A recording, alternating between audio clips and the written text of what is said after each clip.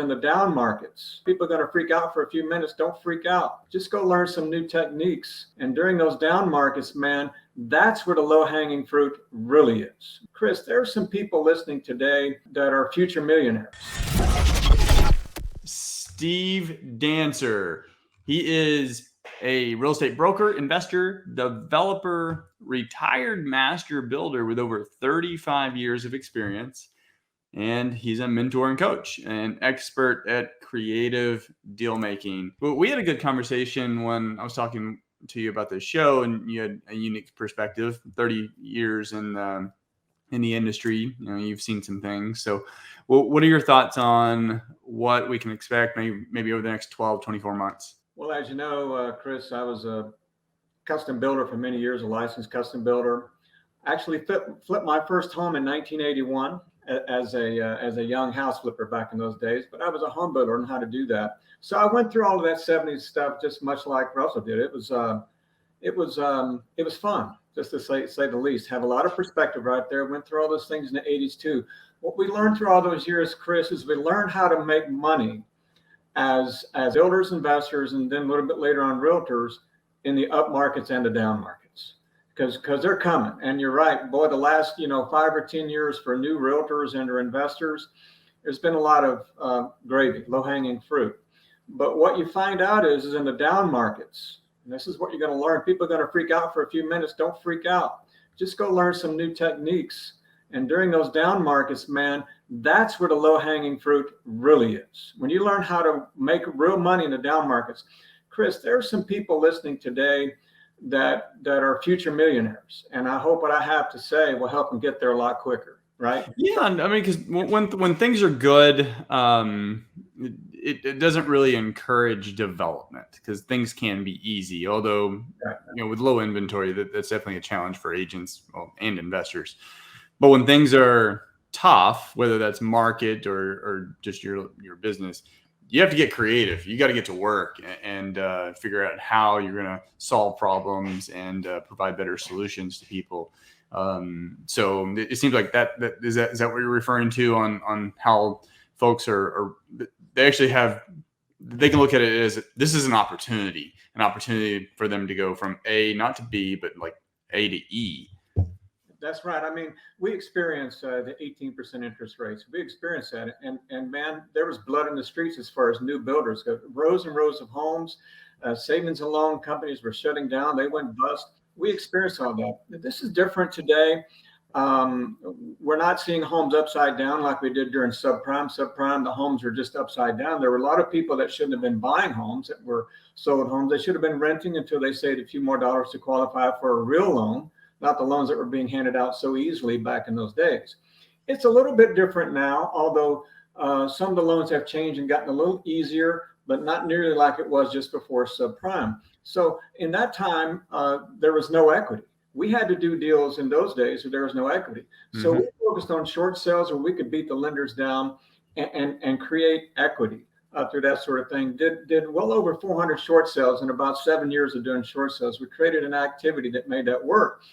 With short sales comes every other type of deal you can possibly imagine as a realtor and as an investor. Every kind of creative deal that you can imagine and use legally and ethically. Hello, please underline that, right, Chris?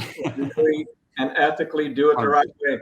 And oftentimes legal and ethically means you have to disclose correctly, whether you're a realtor or not. I got news for everybody out there, whether you're a realtor or not, and I'm a broker.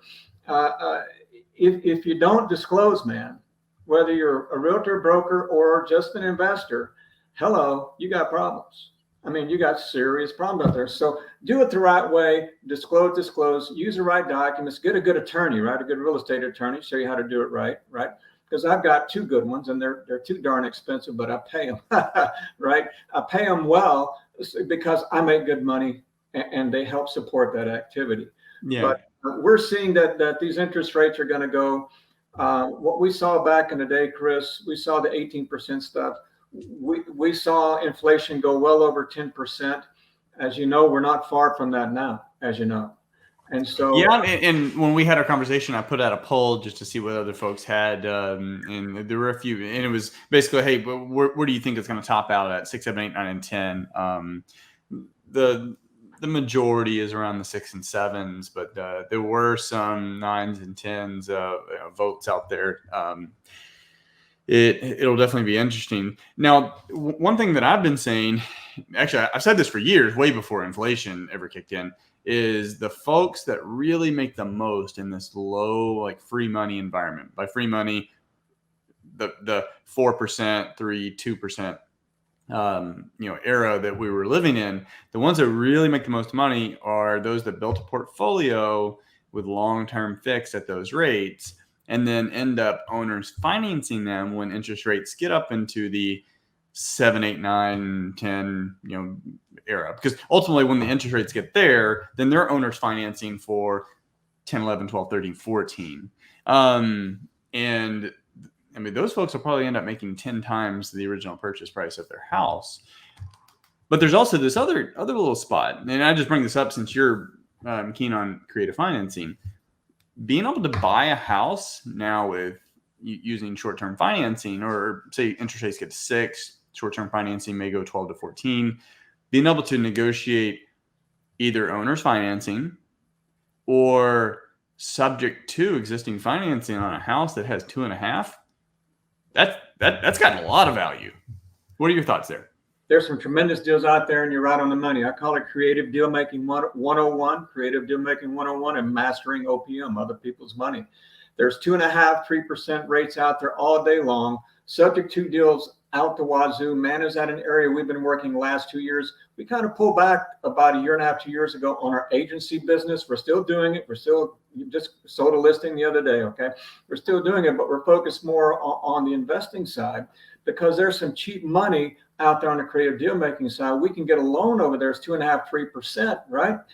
And then we can do either a version of a wrap or a version of subject to or a deed assumption. Many different creative ways we do it ethically and legally. And holy cow, we can get an interest rate for a short-term seller finance deal, maybe 7.5%. Think about that spread on that right there, right? Yeah, plus points. It won't surprise you, but my very first deal was owners. It was subject to it was the third deal. The first deal I held subject to 9.5%. And I was happy to get that deal. We ended up renting it out, but 9.5%. That was 2015 or no, 2005. I'm not sure where the mortgage was originated, somewhere in the 90s. But in today's market, the number one way we're creating notes, and I love creating notes, and the number one way we're doing it, because you can push the price. For example, if it's a home that's going to sell for $350, we push the price up to $375, $385, $390. It may not appraise for that, but the buyer, if they want to buy it and they're doing conventional financing, let's say it appraises for $355 and we are selling it at $385. And there's got to be a negotiation there. And we've got that home optioned, exclusive right to purchase it with all the documents filed with the courthouse, right? There's a $30,000 spread there. They're not going to do that, and the seller's not going to take anything less, right?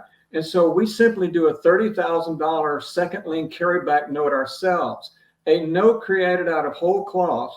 And I'm telling you, remember the old movie that said you got mail, right? You got mail. Mm-hmm. Yeah. Now on my phone, now you can set up a phone from your bank. When I get this ping on my phone, it's no longer you got mail, it's you got money. Okay.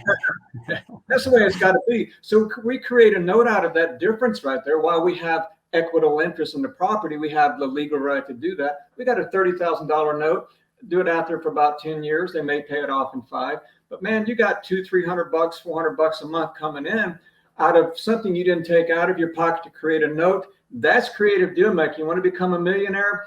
Go do a bunch of those. That's the way to go. Plus, how about making another $20,000 or $30,000 on the option spread when you sell it? Yeah. Anyone who's interested in notes or cash flow, I think you got their mouth watering right now. Yeah. Well, thank you so much, Steve. We'll definitely talk again because I know pretty much everything you said is going to be very, very relevant. It's always relevant, but I think even more relevant in this coming market where you might have to get a little bit more creative to make deals work depending on what kind of shakes out in the market. So Yeah, I can't appreciate wait. I can't wait for 10% interest rates. I can't wait. Right? I love you there, guys. Let's go make $1 million. Let's go make $1 million, Chris. Absolutely.